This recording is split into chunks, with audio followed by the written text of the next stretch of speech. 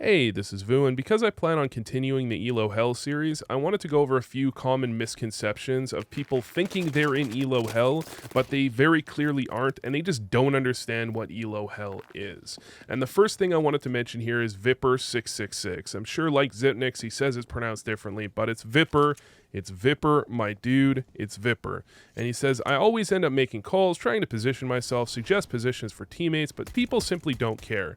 For most of the times I'm the top fragger while the team's clearly lagging behind. If this isn't ELO Hell, I don't know what is. Now, the problem is that he submitted Faceit games here, and that means I can go to Faceit and I can check his statistics in the last 20 games. And if you look at his statistics in the last 20 games, he has 0.6 kills per round and a 0.96 KD. Now, there are other factors that go into this, but generally it's going to be a hard no if you're above or below 0.7 and you think you're in ELO Hell. Typically, anything below 0.7 is probably a bit low for the rank you're in. Anything above 0.7 is going to be pretty good. You probably belong in your rank, maybe you're a little bit better depending. And above 0.8, you most likely deserve a rank up if you continue playing at this level of skill. Below 0.7 and below 1 KD, you are not in ELO Hell. I cannot imagine a situation in which a player with these statistics is in ELO Hell. You might have good games, but on average, you're not doing well enough to deserve a rank up. Next up, we've got Larry. We've got Larry! And he's going to say that I'm easily several levels higher than placed, as he's in level 5 of Faceit. But solo queuing is way too inconsistent to climb. You'll pretty much always be under-leveled if you only solo queue.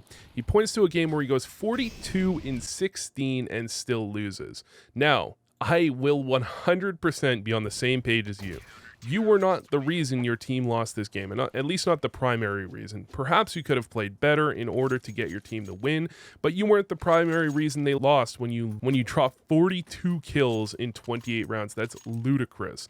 The issue is that ELO Hell isn't about one game. One good game, one bad game doesn't really matter. ELO Hell is about overcoming variance. And there's a couple concepts I want people to understand here because this is really the most common issue. People send me one ridiculously good game and they say they're in ELO Hell, and then you look at their statistics and really it's just one good game. So there's two concepts here. There's the ELO Hell principle, the EHP, and there's the Vu more like poo threshold, the VHP. Now the EHP is the idea that you don't have a real impact on the outcome of every single game you're in. I look at a normal game as the 20-20-60 rule.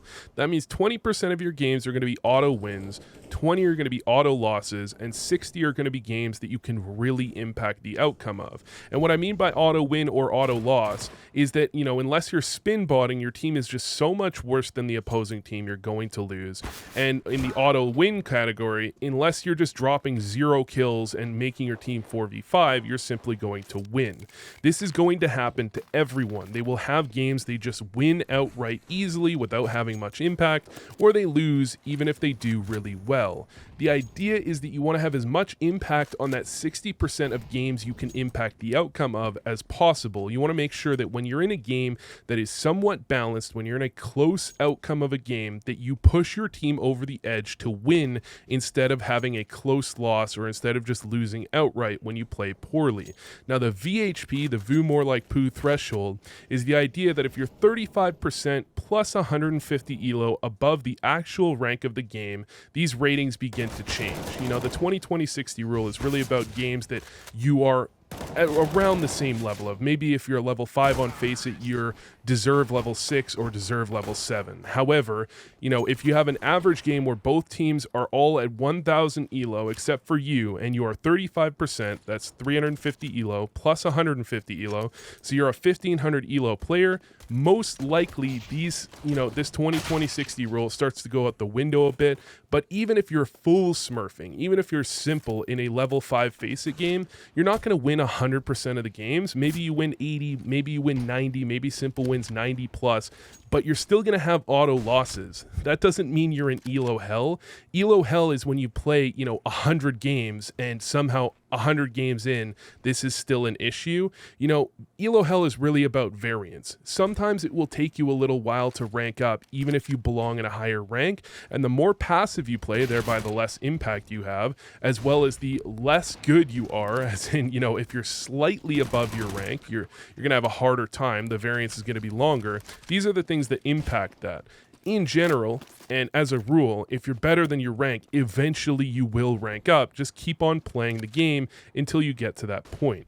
Anyways, thanks for watching. I hope this helped. If you'd like to potentially be featured in a video, you can submit the form in the description. Or if you'd like a demo review that's a little bit less roasty than the ELO Hell series, you can sub to the Patreon. I do demo reviews for a fee on there. I'll catch you next time.